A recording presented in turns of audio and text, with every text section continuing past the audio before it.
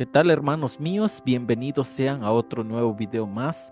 Esta vez vamos a presentar a un amigo muy especial, Roberto. Ahorita él se va a presentar, nos va a dar pues esta presentación sumamente interesante, muy importante para estas fechas, para todos los mexicanos y para todo el mundo, creo. En general, vamos a tener esta hermosa presentación que nos va a servir en nuestro crecimiento espiritual, en nuestra fe católica. Pues sin nada más que agregar, les voy a pasar a Roberto para que se presente. Pues Roberto, mucho gusto, te saludo, un fuerte abrazo y pues empezamos, Roberto, la palabra es tuya por ahí. Ok, muchas gracias, hermano Ángel Avelino. Mi nombre es Roberto Baeza Montejo, soy originario de Villahermosa, Tabasco, México. Y bueno, en esta ocasión vamos a abordar un tema sobre las apariciones de la Virgen María de Guadalupe, porque ya se acercan sus 500 años de aparición. Entonces, nos estamos uniendo a todas las voces católicas, incluso de todos los youtubers y todas las instituciones católicas que de buena fe están contribuyendo de alguna u otra forma a esta celebración. Así que, pues como diría por ahí, incluso ya falleció, decía el padre que a veces hay que fijarse mejor en el mensaje y no en el mensajero. Entonces, el que le habla es un pecador, así como ustedes, pero también tratamos de irnos superando día a día, de ir tratando de acercarnos a Dios. Pero por favor les ruego que no se fijen en el mensajero, fíjense en el mensaje. Creo que fue el padre, que en paz descanse, el padre Daniel Verduzco. En una homilía lo escuché decir. Entonces, pues es importante que siempre nos concentremos en el mensaje de Jesucristo. A la orden, hermano. Y pues comenzamos, Roberto, adelante. Ok, hermano, voy a compartir pantalla. Permítame un segundo, por favor. Nuevamente agradecerles a todos ustedes que nos están viendo, aquí al hermano Ángel Avelino por la oportunidad que me da. No sé si ya se ve la pantalla. Sí, sí, claro. Ok, gracias. Entonces, decíamos que en el 2031 se cumplirán 500 años de las apariciones de la Virgen María de Guadalupe. Vamos a ir explicando antes y durante, después de las apariciones, pero vamos pues a fundamentar un poquito el tema, ¿no? Desde el punto de vista de la Biblia. En el Evangelio según San Juan, en el capítulo 19, se lee en el versículo 26: Jesús, al ver a la madre y junto a ella el discípulo que más quería, dijo a la madre: Mujer, ahí tienes a tu hijo. Y luego leemos en el 27: Después dijo al discípulo: Ahí tienes a tu madre. Y desde aquel momento el discípulo se la llevó a su casa. Palabra de Dios. Entonces, miren, hermanos, yo he escuchado en homilías, en reflexiones teológicas, que en este caso Juan representa a la humanidad, al pueblo de Dios o al pueblo. Entonces ahí Jesús está entregándole a nuestra Madre Santísima el pueblo, que somos todos nosotros, y nuestra Madre, la Virgen María, en este caso en su advocación Guadalupe, pues ha buscado la forma de que la conozcamos y que nos acerquemos a ella para conocer más a su Hijo Jesucristo. Entonces también por ahí, bueno, yo escuché una profecía que para esas fechas del 2031, creo, si espero no equivocarme, y si estoy mal pido una disculpa, que nuestra Madre Santísima va también a tener otro dogma de fe como mediadora y corredentora de almas. Aquí dejo el link para que lo puedan verificar, constatar de dónde obtuve la información. Bien, entonces, hermanos, hemos visto películas documentales sobre las apariciones de la Virgen María de Guadalupe, pero con todo respeto, meten historias paralelas y no tiene, no se da la información histórica de manera completa. Entonces uno se queda como con una información de manera parcial. Entonces aquí, de manera personal y leyendo el Nicamo Powa, que es en el libro que nos vamos a basar, dividimos el tema en tres partes: antes, durante y después. Antes de las apariciones, durante las apariciones y después de las apariciones. Aquí brevemente, a manera de introducción, vamos a hablar antes de las apariciones, antes de 1531, ¿sí? Ahora sí que vamos a regresarnos al tiempo y vamos a ejercitar un poquito nuestra imaginación, y aquí vamos a compartir imágenes para que también sea un poquito más didáctico esto. Miren, entonces, antes de las apariciones de 1531, hubieron expediciones de varias personas: Cristóbal Colón, Hernán Cortés, y a partir de ahí, con la llegada de Hernán Cortés, que Hernán Cortés llegó a la Ciudad de México, a lo que era la Gran Tenochtitlan, llegaron franciscanos a evangelizar, y ya de allí nos brincamos o vamos a hablar durante las apariciones del 9 de diciembre a 12 de diciembre, porque la mayoría de los mexicanos, incluso yo, antes solamente esperaba el 12 de diciembre y decía, bueno, es un momento muy importante, que hay que ir a misa, que hay que vivir y convivir en la iglesia este acontecimiento, pero también hay días anteriores que son importantes. Entonces lo vamos a tratar de ver, a reflexionar, y es importante saber que la Virgen se apareció el 9 de diciembre de 1531, pero que era sábado. Y vamos a ver por qué estamos haciendo énfasis o por qué mencionamos que era sábado, porque tiene una importancia desde el punto de vista de la evangelización. Entonces, las celebraciones empiezan, si queremos celebrar toda la aparición del día 12, también tenemos que celebrar las apariciones desde el 9 de diciembre, ¿no? Bueno, entonces ahí más o menos tenemos estructuradas las apariciones, y la vamos a ir reflexionando desde el escrito del Nicamo Powa, que es uno de los escritos más fidedignos que hay, ¿no? Y uno de los más antiguos, que son más o menos de la fecha en que murió Juan Diego, o hoy San Juan Diego.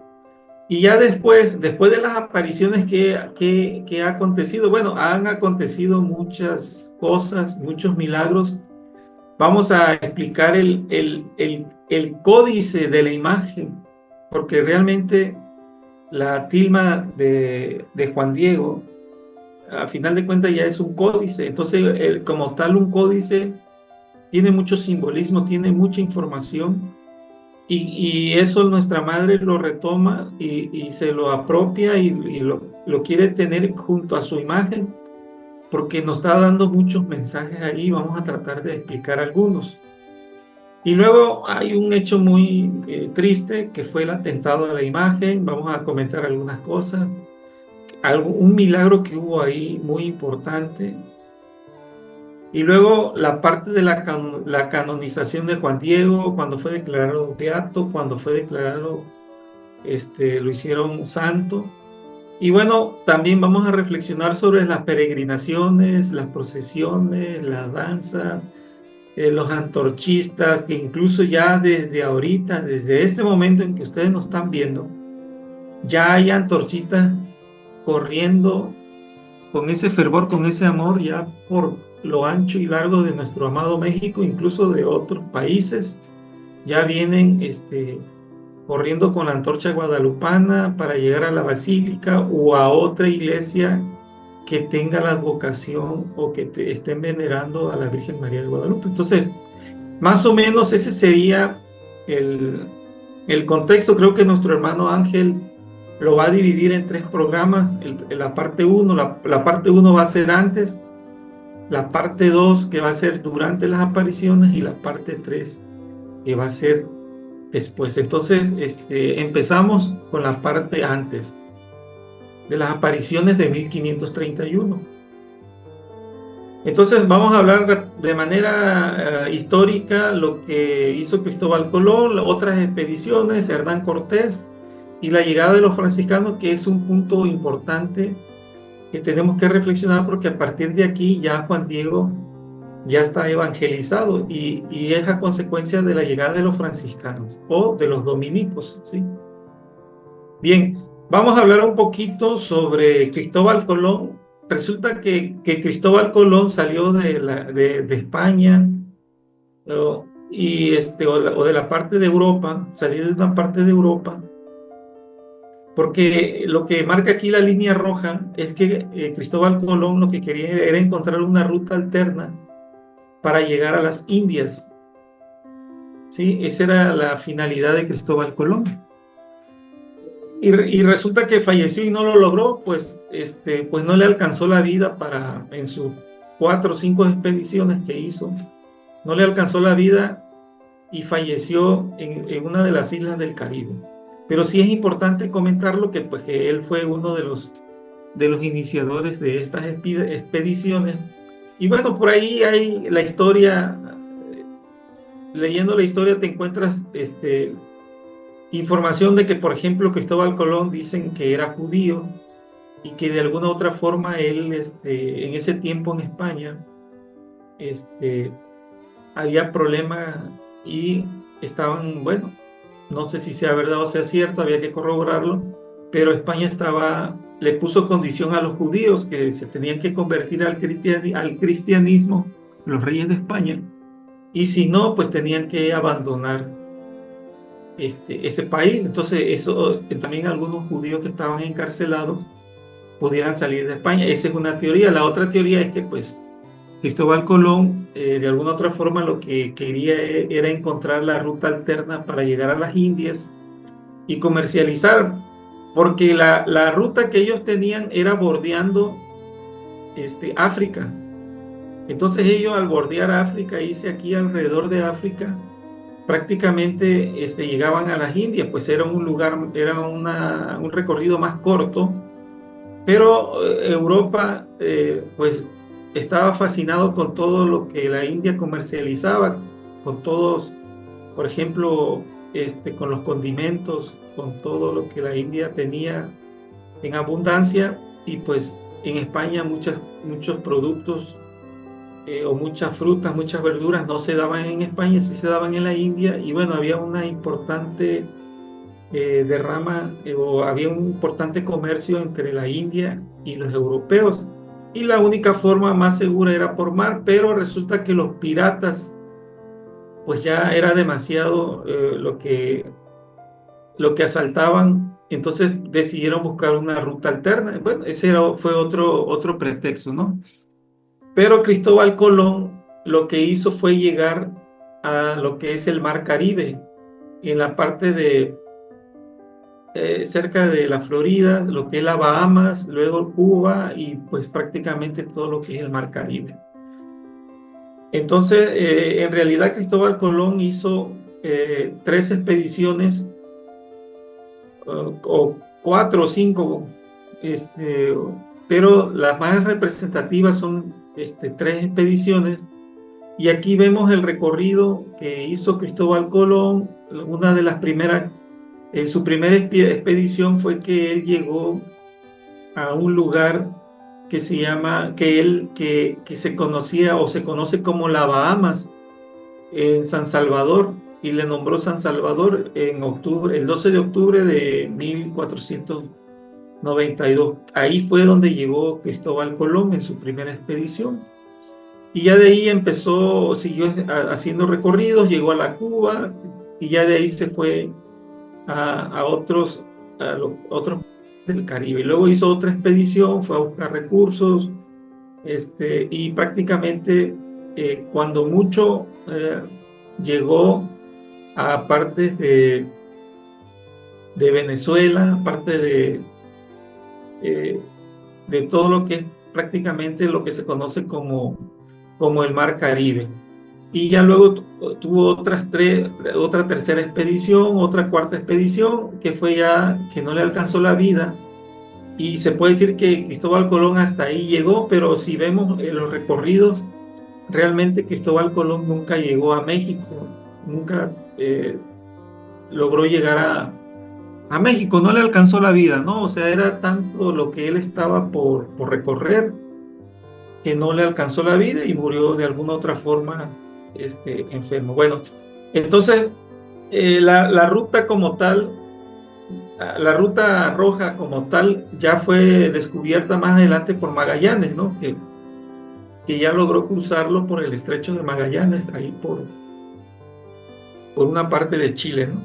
Bueno, que ya quedó como ruta para comercializar y actualmente lo suple el Canal de Panamá.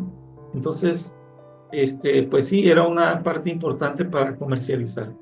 Entonces, Cristóbal Colón, en su recorrido por el Mar Caribe, él nombra una isla Guadalupe. Él llega a una isla y le pone por nombre Guadalupe. Entonces quiere decir que ya la palabra Guadalupe ya existía, ¿no? Y la verdad que sí existía, pero tiene una historia muy bonita que viene desde San Lucas y lo vamos a comentar en la tercera presentación que hagamos, en la tercera parte. Ahí vamos a ver el término Guadalupe desde donde se inicia el nombre. Y nada más le voy a dar ahorita un tips. Como tal, viene desde el apóstol San Lucas, ¿sí? Desde hace más de 2000 años. Bien. Entonces, hubieron otras personas que hicieron expediciones. Por ejemplo, aquí en Tabasco, pues llegó Juan de Grijalva en 1518. Hubo una guerra, se tiene registrado que hubo una guerra, pero a final de cuentas los caciques o los señoríos de ese tiempo en Tabasco, pues lograron hacer la paz. Y ahí también la historia, por ejemplo, no registra bien que si en este caso la Malinche, o lo que conocemos malamente como la Malinche, doña Malinche, que al final de cuentas se cree que es de frontera o que es una parte de Veracruz. Entonces no se ponen de acuerdo los historiadores, pero resulta que la Malinche, doña Marina, era una nativa del sur de México, de la parte del Golfo de México. Hernán Cortés prácticamente le sirve para su expedición, porque aquí es la importancia de la mujer, ¿no?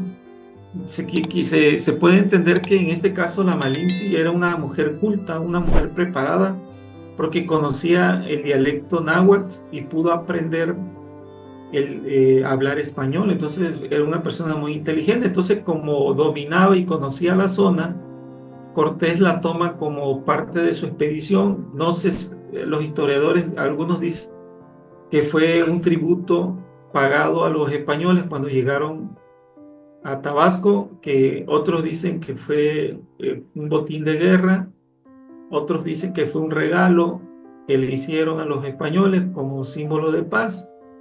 O podemos decir que Hernán Cortés se enamoró de doña Marina porque se casó en México, se casó con ella, tuvo hijos, o tuvo un hijo, y Hernán Cortés ya estaba casado en Cuba. Pero bueno, esa es otra parte de la historia que no vamos a, nada más lo comento para ponernos en contexto de todo lo que en este caso Hernán Cortés, cuando llegó, hizo, ¿no? En sus expediciones de 1519. Entonces, ya en este caso, los exploradores que llegaron de España, ya algunos intentaban llegar a la Ciudad de México, pero el que sí llegó fue Hernán Cortés. Sí, él sí se aventuró a llegar hasta la Ciudad de México. Los otros solamente en el Mar Caribe y todo lo que es parte del Golfo de México. Ahora, este, Hernán Cortés ya en su aventura o en su expedición,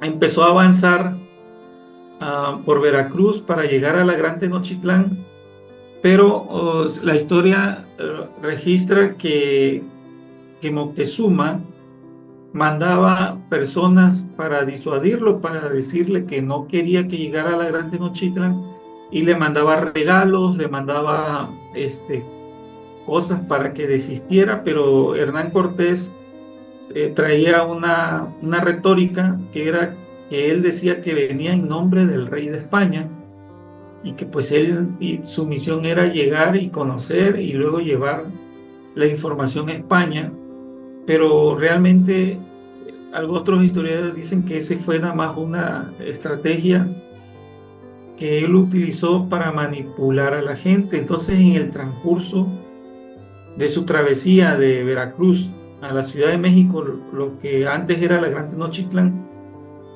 logró convencer a nativos que de alguna u otra forma estaban inconformes con los señoríos de la Gran Tenochtitlan y logró aglutinar un ejército.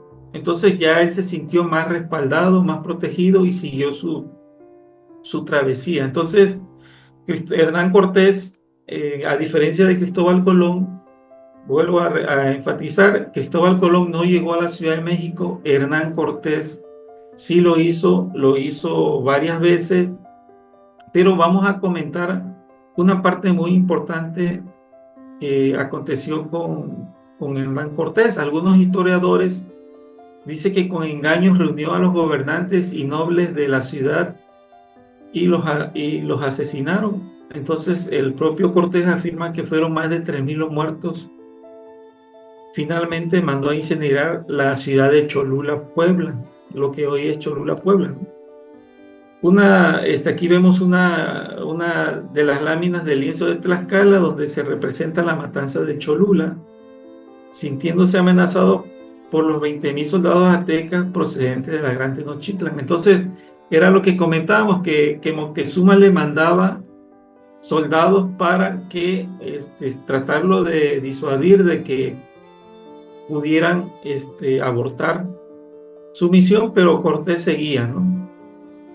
Aquí vemos un encuentro, una pintura donde se ve, está Moctezuma, está la Malinche, la doña Marina, está Hernán Cortés, y bueno, aquí se ven dialogando, tratando de,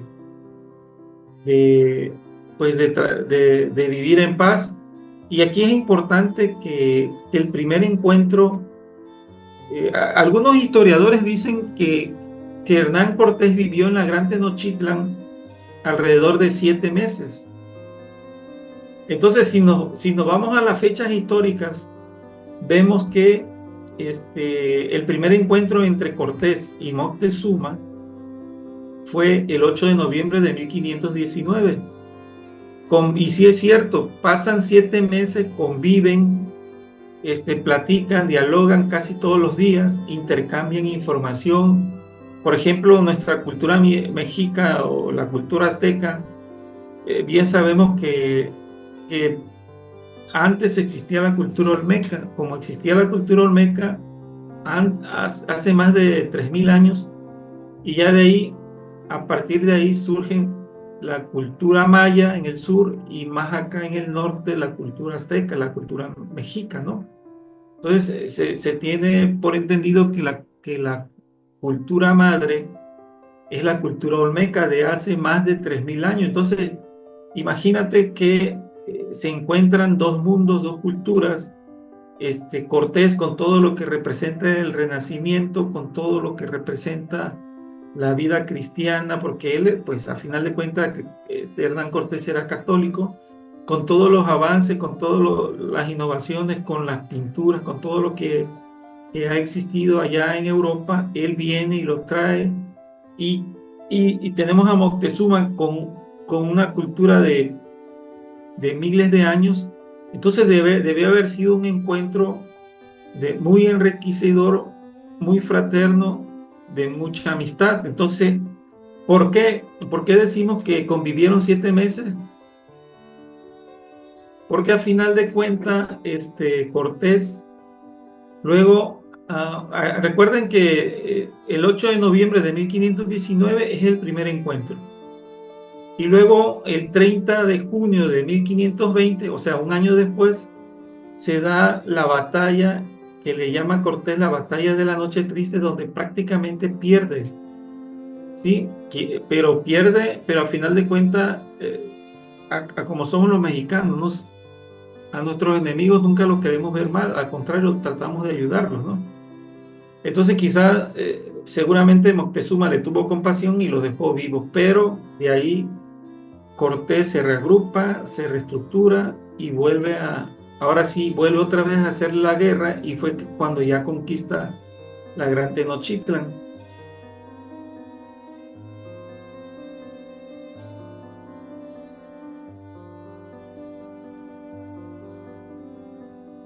Franciscanos en 1521. Entonces, ya Cortés conquista la Gran Tenochtitlan y de alguna otra forma, pues, se logra esa conquista, pero con Cortés llegaron dos franciscanos, Fray Diego de Altamirano y Fray Pedro de Melgarejo. Entonces, por ejemplo, Fray Diego de Altamirano es un pariente cercano de Cortés, había sido soldado y hombre de guerra y sabía de negocios. Esto lo narra Bernal Díaz de Castillo. A la llegada de los 12 primeros, más envuelto en asuntos de Cortés que en la evangelización, ¿sí? Entonces, pues, el primer capellán franciscano que llega, pues llega a ver asuntos del ejército de Cortés, llega a ver asuntos de Cortés. No tiene nada que ver, o muy poco tiene que ver con la evangelización. Entonces, hasta ahí los indígenas seguían en sus creencias, ¿no? Bueno, también llegó Fray Pedro de Melgarejo, llegó en 1521, capellán de Cortés, socio en varias empresas económicas del conquistador, regresó a España con buenos recursos económicos. Entonces, hasta ahí muy poca evangelización, hasta 1521, ¿no? Prácticamente ya estamos a 10 años de la aparición de la Virgen en 1531. Entonces, ya luego, esos dos capellanes pues se dedican a lo suyo, ¿sí? Y posteriormente ya llegan los 12 franciscanos. Ahora, ¿cómo estaba la Gran Tenochtitlan? En 1524 hicieron un mapa europeo de la Gran Tenochtitlan, y esto es el lago de Texcoco, ¿sí? Alrededor hay pueblitos. Ya hoy en día todo esto, el lago ya no existe, todo eso está urbanizado. Y en el centro está la Gran Tenochtitlan, pero aquí es importante tener presente que la Gran Tenochtitlan estaba rodeada de agua, y que la única forma de llegar es por medio de las calzadas, ¿sí? Por medio de las calzadas, por medio de estos caminitos que llegan de la parte alta a la Gran Tenochtitlan, ¿sí? Entonces, ahora, ¿cómo estaba configurado ya en el plano la Tenochtitlan? Aquí vemos la Gran Tenochtitlan. Entonces, en este caso, vamos a mencionar en el libro que nos estamos basando para hacer estas reflexiones, que es el Nicamopowa. El Nicamopowa habla de Cuautitlán, que Juan Diego era originario de Cuautitlán, pero aquí vemos a Cuautitlán, aquí está Cuautitlán en la parte de arriba, un poquito más abajo está María Tulpetlac. Ahora, ¿por qué mencionamos a a Tulpetlac? Porque Juan Diego se casa y se va a vivir a Tulpetlac con su esposa. Fallece la esposa de Juan Diego, el tío se enferma, entonces el tío se va a vivir con Juan Diego a Tulpetlac, ¿sí? Ahora, de Cuautitlán a la Gran Tenochtitlan estamos hablando de una distancia de 30 kilómetros. y de Tupetlac estamos hablando de una distancia a la Gran Tenochtitlan o a Tlatelolco, alrededor de 20 kilómetros, de 15, 20 kilómetros caminando, ¿no? Entonces, estos lugares son importantes porque tienen mucho que ver con en el tiempo en que vivió Juan Diego, que es Cuautitlán. Cuautitlán es un pueblo, Tupel, Tupelpletac es otro pueblito, y Juan Diego iba a Tlatelolco, que estaba en la Gran Tenochtitlan. Y todo esto era el lago de Texcoco. Bueno, Diego Rivera en 1945 hace una configuración de lo que era la Gran Tenochtitlan con sus calzadas, con sus chinampas y la forma en que, pues, que ellos estaban viviendo, ¿no? Que era, se llega a considerar que tenían un equilibrio importante, una sustentabilidad impresionante, ¿no? Ellos mismos producían sus alimentos y ahí mismo tenían peces, o sea, tenían muchas cosas con las cuales ellos podían alimentarse.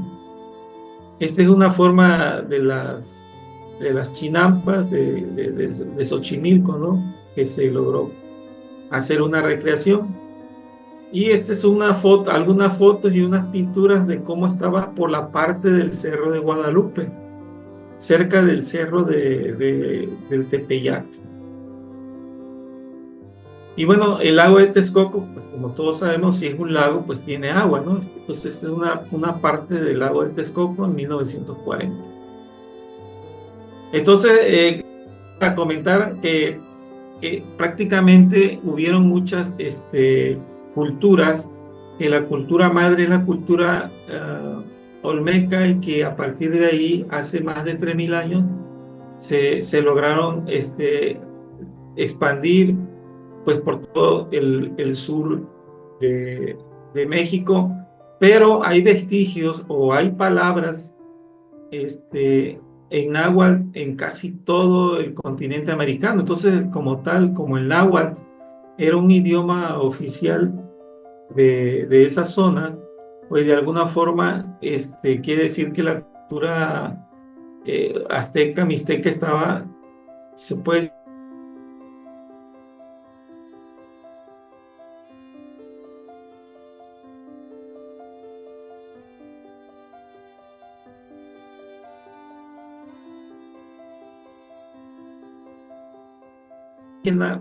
que tiene una capa, pero en realidad es un ayate, ¿no? La forma en que, pues no creo que no haya cambiado mucho la forma en que se vestían nuestros indígenas, ¿no? Aquí vemos a un indígena cargando, llevando mercancía, comerciando en algún lugar de México, la forma en que ellos se vestían, la forma en que ellos prácticamente habitaban en esa zona de la Ciudad de México. Y aquí, esta es una lápida de la tumba de Chinic Hamna Pacal de 1300 años. Entonces aquí, si ustedes observan en el lado derecho, hay una cruz. Entonces, hace más de 1300 años, los mayas ya tenían el concepto de cruz, ya ellos sabían, ya ellos tenían un respeto hacia una cruz. Y bueno, aquí nada más dejamos esta imagen porque si nosotros conocíamos o nuestros antiguos conocían la cruz, pues ya la tenían presente en sus lápidas, ¿no?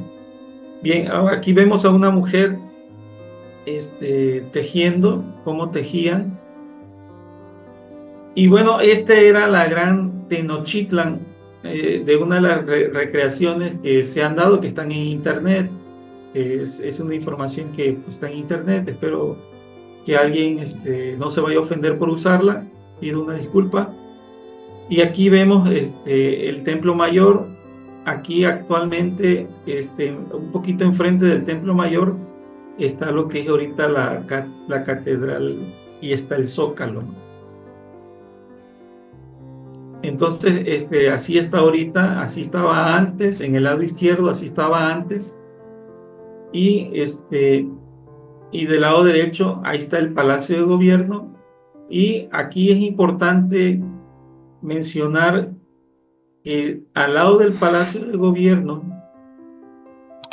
actualmente está el Zócalo, está el Palacio de Gobierno, y ahí está la calle de la Moneda, y ahí cerquita, cerquita está la casa del obispo, a donde Juan Diego llevó la tilma con sus flores y donde se apareció la Virgen María de Guadalupe, que fue exactamente ahí. Todavía existe esa casa, y bueno, hacemos un llamado para que pues sea un lugar de culto, también de veneración, porque ahí fue donde la Virgen María se aparece y se queda estampada en la tilma de Juan Diego, ¿no?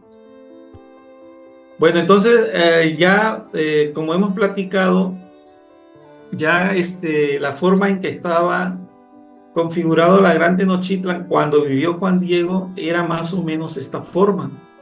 Ahora, hablábamos de Cuautitlán, que Cuautitlán está aquí en esta parte de atrás, y Tupeltlac, que está un poquito más acá en este lado, y el Tepeyacac o el Tepeyac, que fue donde se apareció la Virgen María de Guadalupe. Entonces, Juan Diego, si venía de Cuautitlán o si venía de Tupeltlac, tenía que pasar a fuercita por el Tepeyac, porque ahí estaba la calzada, lo que hoy se conoce como la calzada de los misterios. Si van a la Ciudad de México, ya está la calzada principal donde llegan todas las peregrinaciones, y paralelamente a una cuadra está la calzada de los misterios, que actualmente es la calzada, seguramente por donde transitó Juan Diego, caminó Juan Diego para llegar a Tlatelolco. Y ahí de Tlatelolco, ya estando en la Gran Tenochtitlan, cuando llegan los conquistadores, cuando llega Hernán Cortés, ya construyen una casa para el obispo, en este caso Fray Juan de Zumárraga. Entonces, esta es la forma en que estaba configurado, vamos a decirlo así, urbanamente, cuando vivió Juan Diego. Porque, vuelvo a repetir, en Nicamopogua se menciona Cuautitlán, Tepeyac, Tlatelolco, y son lugares por donde Juan Diego caminó, y lo vamos a comentar qué él hacía o qué tenía que hacer un sábado. Bueno, entonces, con la llegada de los franciscanos, en este caso los franciscanos pertenecen a una congregación fundada por San Francisco de Asís. Y bueno, aquí tenemos otra advocación de la Virgen María, que es la Inmaculada Concepción. Y aquí vemos en el lado izquierdo la cruz, que pues esta cruz o alguna parecida, San Francisco, en una iglesia toda prácticamente destruida, escuchó la voz que el Señor le decía: Francisco, Francisco, restaura mi iglesia. Entonces, como San Francisco estaba en una iglesia toda derruida, toda destruida, entonces él entendió que tenía que construir esa iglesia.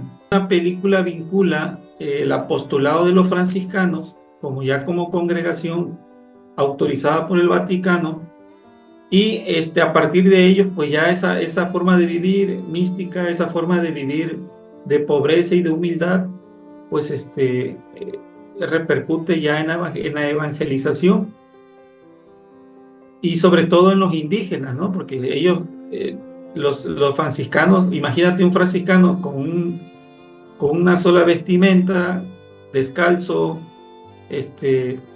pues con todo lo que ellos llevan de hábito, con todo su simbolismo. Y se dice que los franciscanos fueron quienes evangelizaron, pero tuvieron que aprender el náhuatl. Entonces ellos vienen a México, a la Ciudad de México, toda la parte que ya comentamos, a como el mismo recorrido que hizo Hernán Cortés para llegar a la Ciudad de México, les sirvió a los franciscanos para ahora sí ellos venir a evangelizar. Entonces Hernán Cortés, como tal, y como la historia lo registra, Hernán Cortés no vino a evangelizar, ¿sí? En los que vinieron a evangelizar y que tuvo un gran impacto en nuestros indígenas fueron los 12 franciscanos, y que realmente tuvieron un éxito importante porque lograron hacer una evangelización de Jesucristo impresionante, ¿no?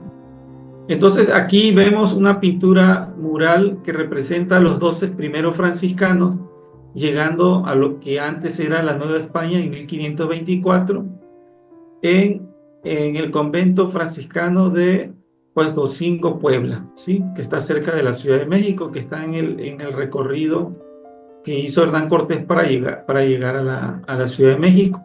En 1525 se creó el primer obispado en la Nueva España, a cargo de Fray Julián Garcés, aunque se erigió en Tlaxcala, no en la capital, y apenas en 1530 nació el primer arzobispado en México bajo el mandato de Zumárraga. Entonces ya en 1530 ya Fray Juan de Zumárraga ya era obispo, ¿sí? En este caso, pues, de la Nueva España, ¿no? Y así vemos una imagen de cómo estaba antes el Imperio Azteca. Realmente México no era un imperio así como lo conocemos, ¿no? O sea, como conocemos hoy los imperios, ¿no? Que son imperios que hacen guerra, que tienen armas sofisticadas. No, no. De hecho, si observamos la configuración urbana del Imperio Azteca, vas a encontrar calzadas, agua, templos y pues toda la parte urbana que existía alrededor de todo eso. Pero no vas a encontrar murallas como la Gran Muralla China, no vas a encontrar murallas o muros como los castillos europeos, no vas a encontrar murallas como incluso existía existe en Jerusalén, ¿no? Entonces, ¿qué nos da a entender esto? Que nuestra cultura era una cultura hasta cierto punto pacífica. O sea, no teníamos necesidad de protegernos de nada. Ahora, tú puedes decir, no tenían una muralla como tal, pero tenían el lago de Texcoco. Bueno, pues es más fácil de conquistar a través del agua. O sea, no es un impedimento como tal, ¿no? Incluso el agua es algo que si se genera una guerra, pues los dos lo tienen en contra, ¿no? Entonces, no encontramos esas fortificaciones o esas torres para vigilar, para estar vigilando que no se acerque. No, al contrario, estábamos en un valle, pues la parte más baja y alrededor te observan, te ven, en la parte más alta te ven cómo vives. Entonces, yo ahí podría comentar que éramos una cultura azteca o mexica, tolteca, pacífica, ¿no? Hasta cierto punto. Y bueno, aquí yo apelando a parte de la historia, por ahí se dice, lo voy a decir con todo respeto, que en México hacían sacrificios humanos 100,000 al año. Aquí en la Gran Tenochtitlan, eso es inconcebible. O sea, me estás queriendo decir que habían prácticamente alrededor de unos 250 sacrificios diarios. O sea, eso no es creíble. ¿Cómo un pueblo va a tener sacrificios humanos 250 diarios? O sea, no, o sea, imagínate, ya no sé si ustedes han tenido la oportunidad de ir a una matanza de cerdo donde sacrifican los cerdos, o a un lugar donde sacrifican reses para comercializar. O sea, es algo increíble, o sea, es algo insalubre. O sea, yo he estado en matanza de cerdo, de 2, 3 cerdos, y es una corredera de sangre. Tienes que tener un drenaje eficiente para que laves, porque si no todo eso se concentra y luego genera malos olores, genera bacterias. Bueno, o sea, y imagínate 250 personas sacrificadas al día para mí no, eso no, con todo respeto, los historiadores, no es concebible desde el punto de vista de la lógica. O sea, y ahora bien, si nosotros quisiéramos hacer un análisis, ya vimos que Moctezuma mandó 20.000 soldados para tratar de disuadir a, a, este, a, a Hernán Cortés para que no llegara a la Gran Tenochtitlan. O sea, estás hablando de un ejército de 20.000, de 30.000, porque las otras personas tienen que cultivar, tienen que dedicarse a las artes, tienen que ser sacerdotes, tienen otras actividades. Entonces, no todos pueden ser soldados, porque si no, ¿quién siembra? ¿Quién cosecha? ¿Quién vende? ¿Quién comercializa? Entonces, esos 20.000, 30.000, 40.000 soldados que existieron en la Gran Tenochtitlan, pues era como forma de protegerse ellos o mantener un orden. Pero si, por ejemplo, nos vamos a la primera de Samuel, en el capítulo 8, vemos que Saúl pasó, ahí dice que Saúl pasó revista de 350.000 soldados. Entonces estamos hablando de hace más de miles de años, que ya en Jerusalén ellos tenían ejércitos. Por ejemplo, vuelvo a repetir, Saúl tenía un ejército de 350.000 soldados, ahí está en la Biblia, ¿no?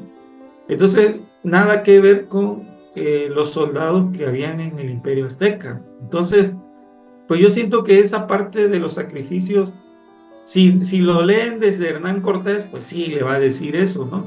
Porque fue el conquistador, fue el que de alguna otra forma escribió lo que él consideraba que incluso hasta podía exagerar. Pero también, por eso mencionamos a los franciscanos, porque hay franciscanos que fueron llegando posteriormente, y cuando quieran leer sobre los mexicas o los aztecas que los franciscanos evangelizaron, ellos tienen narraciones, tienen crónicas, y ahí pocas veces se habla de sacrificio, pero como en todos lugares, también en la Biblia, el pueblo de Israel hizo sacrificios a los dioses paganos, ¿sí? Entonces, no es tanto que nos sintamos así agredidos, ofendidos, porque nuestra cultura hizo sacrificios, pero no en la magnitud o en la cantidad que dicen. La verdad, si hacemos un análisis lógico, cuantitativo, o sea, no es creíble eso, ¿no? De los 100.000 sacrificados al año, no, y menos en esta extensión territorial, menos en este espacio. Sí, O sea, no. de hecho, hermano, dice que son aproximadamente 250.000 sacrificios que se hacían, que son 20.830 al mes, exactos. No, hermano, ¿dónde vas a creer eso? O sea, Por o eso, vives, es que ándele. es demasiado, y para que nosotros aceptemos eso, de hecho Para, hay para muchas un citas pueblito, para un mira, pueblito que sea demasiado pequeño. Incluso, hermano, en un día se sacrificaban según 671 personas, que eso es mira, ilógico, ¿eh? o sea, ni en un matadero de res, de vaca, de cerdo, eso no. Mira, yo conozco los mataderos de Villahermosa, y por ejemplo había uno que sacrificaban, no sé, cientos de reses, pero por ejemplo ellos tienen un drenaje que todo eso iba al río. O sea, la sangre, pues, todos los desechos los mandaban al río. Y mucha gente iba a pescar ahí porque supuestamente llegaban más pescados para poder pescar. Pero sería una mancha horrible de sangre y un olor Sí, insoportable, a tal grado que eso lo cancelaron, ya lo quitaron, pues, porque ya era un problema ya de salud. Entonces, o sea, no puedes decirme eso cuando estamos viendo que es una población sí, que, de ancho, podríamos decir de 10 kilómetros por 10 kilómetros. Estamos hablando de una extensión de ancho de 10 y de largo 10. O sea, no puedes tener, o te dedicas a la cultura, te dedicas al arte, te dedicas a la ciencia, Porque mira, por ejemplo, ¿cuál era la moneda de cambio de nuestros aztecas? La moneda de cambio de nuestros aztecas era el cacao, la semilla de cacao. O sea, no había moneda aquí. Aquí tú ibas a los tianguis a donde ellos comercializaban y tú llevabas tu semilla, tu grano de cacao y tú con eso pagabas, o sea, lo que tú quisieras comercializar, o era el trueque, tú me das esto y yo te doy esto. Esa era la forma en que comercializaban nuestros antiguos. Nosotros, bueno, valga la expresión, nuestros indígenas fueron quienes lograron desarrollar el maíz que alimenta gran parte del mundo. ¿De dónde salieron las primeras mazorcas, los primeros cultivos de maíz que luego fue llevado a Europa, de México, de aquí de la Gran Tenochtitlan? Entonces, por ejemplo, el chocolate, o sea, una bebida que tiene mucho impacto en la sociedad, pues, o sea, en el mundo. Entonces, muchas contribuciones nuestros indígenas han hecho, por ejemplo, en Yucatán, el cero fue desarrollado, ya lo usaban los mayas como parte de su conocimiento mientras tanto en Europa no conocían el cero, pues. Entonces son cuestiones que había que reflexionar de las bondades, de las cosas bonitas de nuestro pueblo. Bueno, entonces ya no nos vamos a meter mucho en ese detalle porque sí, ahora, luego ya el imperio azteca, que quizás de ancho tuvo 5 kilómetros o 10 kilómetros y de fondo 10 kilómetros, ¿no? Pues no era un pueblo muy grande, ¿no? Como tal, entonces no puede ser una amenaza para todo tu alrededor, o sea, es ilógico, ¿no? Usemos un poquito de lógica y podemos, que sí puede haber que se distorsionó la cultura en un momento, pero no todos, algunos, sí, había sacrificio, bueno, pues había que fundamentarlo más. Desafortunadamente destruyeron casi todo nuestro códice, o sea, no tenemos de dónde respaldarnos antes de 1500, ¿no? Antes de la llegada de los españoles. Pues ahora actualmente la Ciudad de México pues es algo impresionante, no se compara pues gran urbe. Y aquí cabe mencionar que ahorita nada más en la Ciudad de México son 20 millones de habitantes, más la zona conurbada, Ciudad de México, otros estados que están alrededor, Querétaro, Guanajuato. Entonces estamos hablando de que en la Ciudad de México y la zona conurbada estamos hablando alrededor de 50 millones de habitantes. ¿Quién es la que propició todo esto? La Virgen María de Guadalupe en su aparición. Bueno, entonces, hermano, hasta ahí vamos a dejar antes de las apariciones de la Virgen María de Guadalupe. Entonces, ahorita nos vamos a durante las apariciones